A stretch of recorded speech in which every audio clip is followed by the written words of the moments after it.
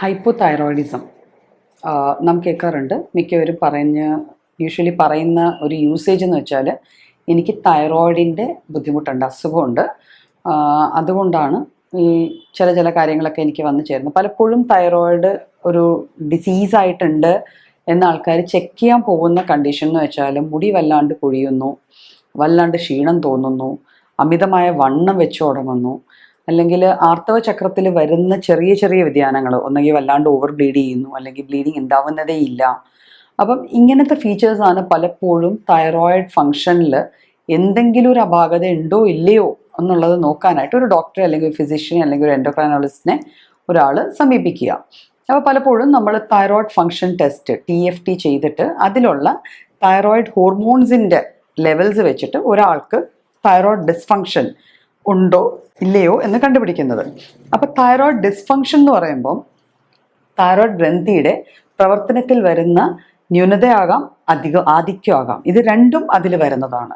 അപ്പം hyper തൈറോയിഡിസവും hypo തൈറോയിഡിസവും ഇങ്ങനത്തെ രണ്ട് കണ്ടീഷൻസാണ് നമുക്ക് തൈറോയിഡ് ഗ്രന്ഥിയിൽ ഉണ്ടാവുന്ന ഫങ്ഷനിങ്ങിൻ്റെ അപാകത കൂടെ ഉണ്ടാവുന്ന രണ്ട് കണ്ടീഷൻസ്.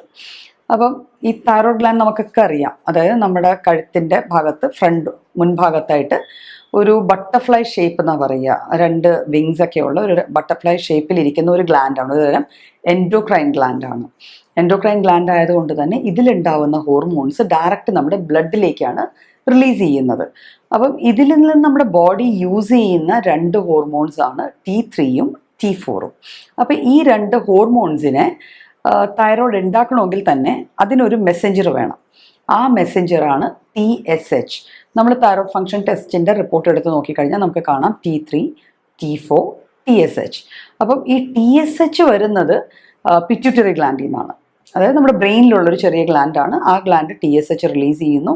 TSHൻ്റെ മെസ്സേജ് അനുസരിച്ച് നമ്മുടെ thyroid gland thyroid hormones produce ചെയ്യുന്നു. അപ്പം TSHൻ്റെ ലെവലാണ് പലപ്പോഴും ഡോക്ടേഴ്സ് TSHൻ്റെ ലെവൽ മാത്രം നോക്കാൻ പറയാറുണ്ട്. അപ്പോൾ TSHൻ്റെ ലെവൽസ് നോക്കിയിട്ട് ആ വാല്യൂസ് നമ്മുടെ റെഫറൻസ് റേഞ്ചിനേക്കാളും കൂടുതലാണെങ്കിൽ അതിന് നമ്മൾ ഹൈപ്പോ തൈറോയിഡിസവും, കുറവാണെങ്കിൽ നമ്മൾ അതിനെ ഹൈപ്പർ തൈറോയിഡിസം എന്ന് പറയാറുണ്ട്. അപ്പോൾ ഈ ഹൈപ്പോവും ഹൈപ്പറും പലപ്പോഴും പലർക്ക് തെറ്റിപ്പോവാറുണ്ട്. TSH കൂടി നിൽക്കുന്നതിന് അവർ ഹൈപ്പർ ആണല്ലോ, കൂടുതലെന്ന് വെച്ചാൽ ഹൈപ്പറാണ്, അപ്പോൾ എനിക്ക് ഹൈപ്പർ തൈറോയിഡ് ആണ് എന്നൊക്കെ പലരും ഒന്ന് തെറ്റായിട്ട് കൺവേ ചെയ്യാറുണ്ട്. ആക്ച്വലി TSH എന്ന് പറയുന്നത് തൈറോയിഡിനെ സ്റ്റിമുലേറ്റ് ചെയ്യണ ഹോർമോണാണ്.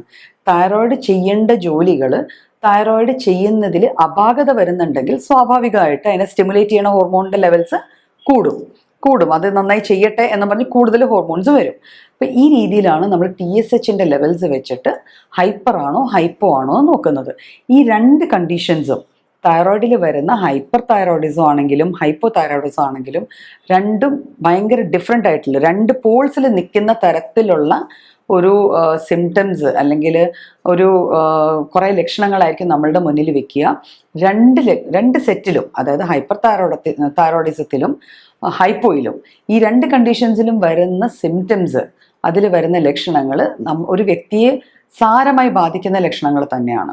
അപ്പം ഈ ഒരു വീഡിയോയിൽ നമുക്ക് ഹൈപ്പോ തൈറോയിഡിസത്തെക്കുറിച്ച് ഡിസ്കസ് ചെയ്യാം. ഹൈപ്പോ തൈറോയിഡിസത്തിന് ഒരു പ്രത്യേക ലിങ്ക് ഉണ്ട്. അതായത് ഒബീസിറ്റി, അല്ലെങ്കിൽ അമിതവണ്ണം, അല്ലെങ്കിൽ ഒരു പൊണ്ണത്തടി. ഈ പൊണ്ണത്തടിയുള്ള കേസസിൽ പലപ്പോഴും ഹൈപ്പോ തൈറോയിഡിസം ആയിരിക്കും പൊണ്ണത്തടിയിലേക്ക് നയിക്കുന്ന ഒരു മെയിൻ റീസൺ. അപ്പോൾ പൊണ്ണത്തടിയുള്ള ഒരു വ്യക്തി സ്വാഭാവികമായിട്ട് ബ്ലഡ് ടെസ്റ്റ് ചെയ്യുമ്പം തൈറോയ്ഡ് ഫങ്ഷൻസ് നോക്കിയാൽ കുറച്ചുകൂടെ നല്ലതാണ്. അപ്പോൾ നമുക്ക് അറിയാൻ പറ്റും നമുക്ക് തൈറോയ്ഡ് ഡിസ്ഫങ്ഷൻ ഉള്ളത് കൊണ്ടാണോ ഈ പൊണ്ണത്തടി വന്നതെന്ന്. അപ്പം തൈറോയ്ഡ് എന്ന് പറഞ്ഞ സാധനം ശരിക്കും പറഞ്ഞാൽ തൈറോയ്ഡ് ഗ്ലാൻഡ് നമ്മുടെ ഒരു മാസ്റ്റർ ഗ്ലാൻഡായിട്ട് നിൽക്കേണ്ട ഗ്ലാൻഡാണ്. കാരണം എന്ന് വെച്ചാൽ തൈറോയ്ഡ് ഗ്ലാൻഡിന് നമ്മുടെ ശരീരത്തിലെ ഓൾമോസ്റ്റ് എല്ലാ സിസ്റ്റത്തിലും, അതായത് കാർഡിയാക് സിസ്റ്റം, ഹൃദയമായിട്ട് ബന്ധപ്പെട്ട സിസ്റ്റം, പിന്നെ നെർവസ് സിസ്റ്റം, നമ്മുടെ ഞരമ്പുകളുടേതായ ഒരു സിസ്റ്റം, മസ്കുലർ സിസ്റ്റം, പിന്നെ നമ്മുടെ sexual functions, ovaries, uterus, testes, ഇവയിലേക്ക്, അതായത് നമ്മുടെ ഒരു സിസ്റ്റം പോലും തൈറോയ്ഡ് അൺടച്ച് ആയിട്ട് പോകുന്നില്ല. തൈറോയ്ഡ് ഗ്ലാൻഡ്സിൽ നിന്നുണ്ടാവുന്ന ഹോർമോൺസിന് അവിടെ ഒരു ചെറിയ റോളെങ്കിലും ഉണ്ടാവുന്നുണ്ട്. അപ്പം അതുകൊണ്ട് തന്നെ തൈറോയിഡിന് ഇത്ര ഇത്രയധികം ഫങ്ഷൻസ് ഉള്ളത് കൊണ്ട് തൈറോയ്ഡ് സിസ്റ്റത്തിൽ ഹൈപ്പോ തൈറോയിഡിസം വന്നു കഴിഞ്ഞാൽ സ്വാഭാവികമായിട്ട് തൈറോയ്ഡ് ഹോർമോൺസിൻ്റെ അളവിൽ ഒരു കുറവ് വന്നു കഴിഞ്ഞാൽ ഈ കുറവ് നമ്മുടെ എല്ലാ സിസ്റ്റങ്ങളിലും ശരിക്കും കാണപ്പെടുകയും ബാധിക്കുന്നത് ഏതെങ്കിലും ഒരു രീതിയിലുള്ള ലക്ഷണങ്ങളായിട്ട് നമ്മുടെ ശരീരത്തിൽ നമുക്കത് അറിയാൻ പറ്റുകയും ചെയ്യും. അപ്പം ചിലപ്പം ചില ആൾക്കാർക്ക് ഒരു കിതപ്പായിരിക്കും, പലപ്പോഴും കിതപ്പായിട്ടായിരിക്കും കാണുക. അപ്പോൾ വണ്ണവും കിതപ്പും റിലേറ്റഡ് ആണ്. അപ്പോൾ വണ്ണമുള്ള ആൾക്കാർക്ക് അല്ലെങ്കിൽ വണ്ണം വെച്ച് തുടങ്ങുന്ന ആൾക്കാർക്ക് വല്ലാത്തൊരു കിതപ്പ്, ചെറുതായിട്ട് ജോലി ചെയ്യുമ്പോൾ ക്ഷീണം വരിക, ശ്വാസം മുട്ടൽ പോലത്തെ ഒരു തോന്നൽ, എന്തോ തൊണ്ടയിൽ തടസ്സം നിൽക്കുന്നത് പോലത്തെ ഒരു ഫീലിങ്, ഇതെല്ലാം ഉണ്ടാവാം. പിന്നെ ശരീരത്തിൽ ഇപ്പം മസിൽസ് എല്ലാം വേദന എടുക്കുന്നുണ്ട്, അപ്പം എക്സ്റേ എടുത്ത് നോക്കി കുഴപ്പമില്ല, ബ്ലഡ് നോക്കി വേറെ വിഷയങ്ങളൊന്നുമില്ല, അപ്പം എന്തായിരിക്കും അതിൻ്റെ റീസൺ എന്നും പറഞ്ഞായിരിക്കും പലപ്പോഴും നമ്മൾ തൈറോയ്ഡ് ചെക്ക് ചെയ്യണത്. അപ്പോൾ എല്ലാ സിസ്റ്റത്തിലും ഒരു ആക്ഷൻ ഉള്ളതുകൊണ്ട് ഈ ടൈപ്പ് ഓഫ് സിംറ്റംസ്, അതായത് കിതപ്പ്, അമിതമായ ക്ഷീണം തോന്നുക, തളർച്ച തോന്നുക, ഉറക്കം കൂടുതലായിട്ട് വരികയോ ഉറക്കം വരാണ്ടിരിക്കുകയോ ചെയ്യാം.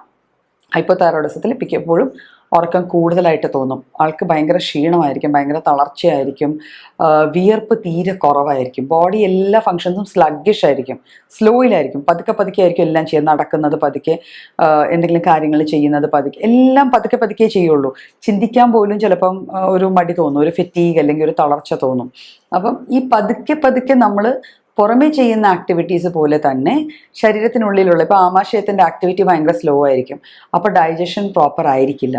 അതുകൊണ്ട് തന്നെ ഹൈപ്പോ തൈറോയിഡിസം ഉള്ള ഒരാൾക്ക് കോൺസ്റ്റിപ്പേഷൻ വരാനുള്ള ചാൻസ്, മലബന്ധം വരാനുള്ള ചാൻസ് കുറേ അധികം കാണപ്പെടാറുണ്ട്. അവരിൽ കുറേ അധികം ഈ ഒരു കണ്ടീഷൻ വരാറുണ്ട്.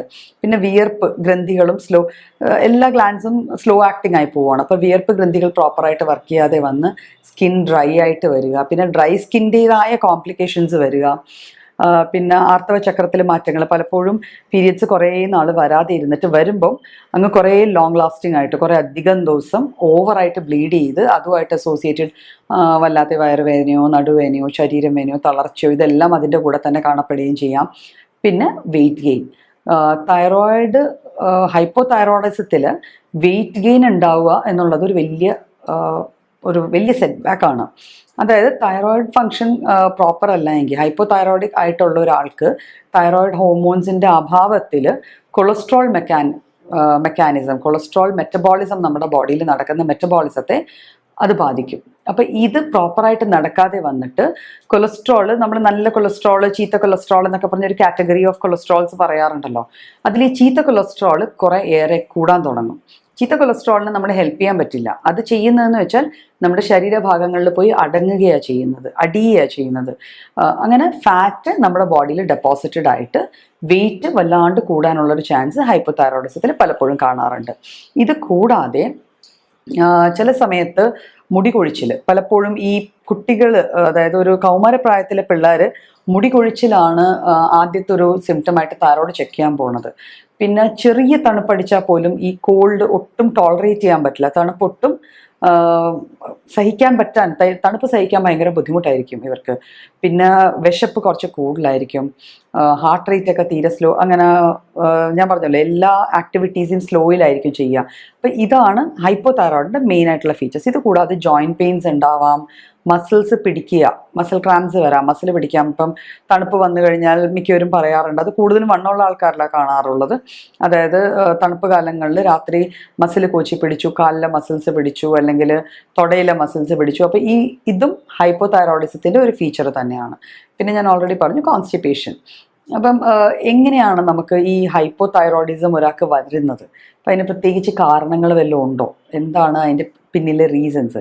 അപ്പം ഇതിൻ്റെ പിന്നിലും ഇപ്പം ഹാഷിമോട്ടോസ് തൈറോയിഡൈറ്റിസ് എന്ന് പറഞ്ഞൊരു കണ്ടീഷൻ ഉണ്ട്. അവിടെ എന്ന് വെച്ചാൽ ഒരു ഓട്ടോ ഇമ്മ്യൂൺ ഡിസോർഡറാണ്. അപ്പോൾ ഈ ഡിസോർഡറിൽ നമ്മുടെ ബോഡിയിലെ സെൽസ് തന്നെ തൈറോയ്ഡ് സെൽസിനെ ഡിസ്ട്രക്ട് ചെയ്തിട്ട് അതിൻ്റെ ഫങ്ഷനിങ്ങിനെ ബാധിച്ച് അങ്ങനെ തൈറോയ്ഡ് ഹോർമോൺസിൻ്റെ ഒരു അഭാവം ശരീരത്തിൽ വന്നു ചേരുക. അപ്പോഴും ഈ നേരത്തെ പറഞ്ഞ എല്ലാ ഫീച്ചേഴ്സും അതിൽ കാണാറുണ്ട്. അങ്ങനെ വരാം. പിന്നെ ഒരു ജനറ്റിക് ടെൻഡൻസി നമ്മളുടെ ഫാമിലിയിൽ ആർക്കെങ്കിലും ഒക്കെ ഉണ്ടെങ്കിൽ അത് വരാനുള്ള സാധ്യത വീണ്ടും കൂടുകയാണ്. പിന്നെ ചില മെഡിസിൻസിൻ്റെ യൂസേജ് ഡ്യൂറിങ് പ്രഗ്നൻസി, അമ്മ കഴിക്കുന്ന ചില മരുന്നുകളുടെ ഒരു എഫക്റ്റിൽ തൈറോയ്ഡ് ഹോർമോൺസിൻ്റെ പ്രൊഡക്ടിവിറ്റി കുറയാം. യൂഷ്വലി പ്രഗ്നൻസിയിലൊക്കെ ഹൈപ്പോ തൈറോയിഡിസം ആവാനുള്ള ചാൻസസ് ഉണ്ട്. ഇപ്പം തൈറോയിഡിന് നമ്മുടെ ബ്രെയിൻ ഡെവലപ്മെൻറ്റുമായിട്ട് നല്ല ബന്ധമുണ്ട്. അതുകൊണ്ട് തന്നെ പ്രഗ്നൻസി ടൈമിൽ ഒരു അമ്മ ഹൈപ്പോ തൈറോയിഡ് ആവണുണ്ടോ ഇല്ലയോ എന്നുള്ളത് ഇപ്പോൾ ഒരു റുട്ടീൻ ചെക്കപ്പ് തന്നെയാണ്. TSH റുട്ടീനായിട്ട് നോക്കാറുണ്ട്. ബിക്കോസ് തൈറോയിഡ് ലെവൽസ് കുറഞ്ഞു കഴിഞ്ഞാൽ കുട്ടിയുടെ ബ്രെയിനിൻ്റെ വളർച്ചയെ അതും സാരമായിട്ട് ബാധിക്കുകയും ബുദ്ധി വളർച്ചയെ അത് നന്നായി ബാധിക്കാറുണ്ട്. അപ്പോൾ അതുകൊണ്ട് തൈറോയ്ഡ് ഫംഗ്ഷന് ബ്രെയിൻ ഡെവലപ്മെൻറ്റിലുള്ള ഒരു എഫക്റ്റ് പ്രഗ്നൻസിയിലാണ് ഏറ്റവും സിഗ്നിഫിക്കൻ്റ് ആവുക.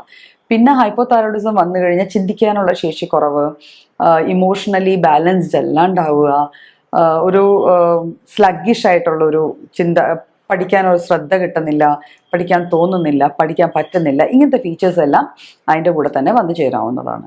അപ്പം യൂഷ്വലി ഹൈപ്പോ തൈറോയിഡിസം വന്നു കഴിഞ്ഞാൽ നമ്മൾ ഹോമിയോപ്പതിയിൽ മെഡിസിൻസിനെ തന്നെ റിസോർട്ട് ചെയ്യുക.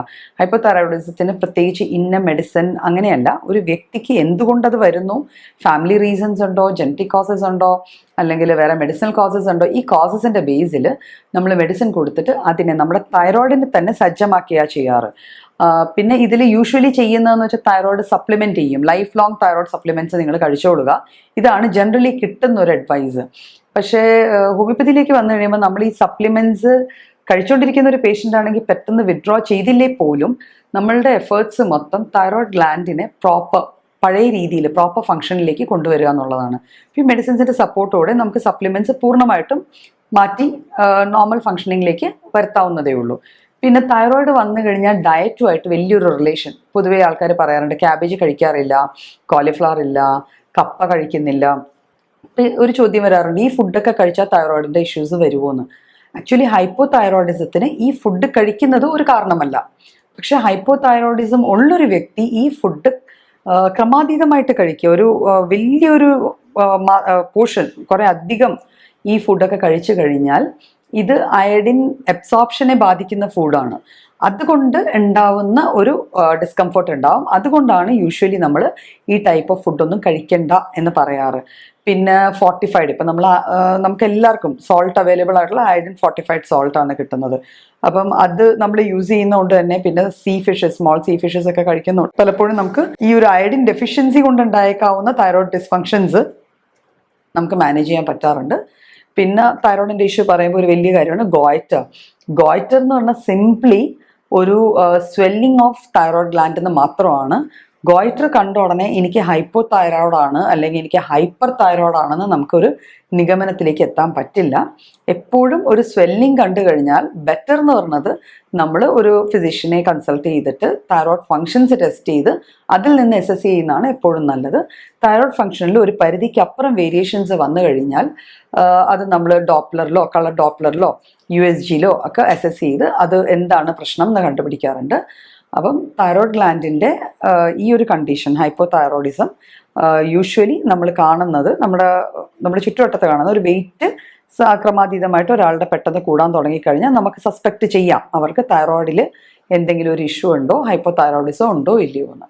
അപ്പം ഇങ്ങനെ നോക്കിക്കഴിഞ്ഞ് ഡയറ്റിലെ ചെറിയ വേരിയേഷൻസ്, മോഡറേറ്റ് ആക്ടിവിറ്റി ലെവൽസ് കൂട്ടുകയും നമ്മൾ വെയിറ്റ് ലോസിലേക്ക് ഫോക്കസ് ചെയ്തുകൊണ്ട് ഹൈപ്പോ തൈറോയിഡിസത്തിൻ്റെ മെഡിസിൻസ് കഴിച്ചു കഴിഞ്ഞാൽ നമുക്ക് ഓൾമോസ്റ്റ് പൂർണ്ണമായിട്ട് തന്നെ ഒരു സപ്ലിമെൻറ്റിനെ ഡിപ്പെൻഡ് ചെയ്യാതെ നോർമൽ ഫങ്ഷനിങ്ങിലേക്ക് തിരിച്ചു പോകാവുന്നതാണ്.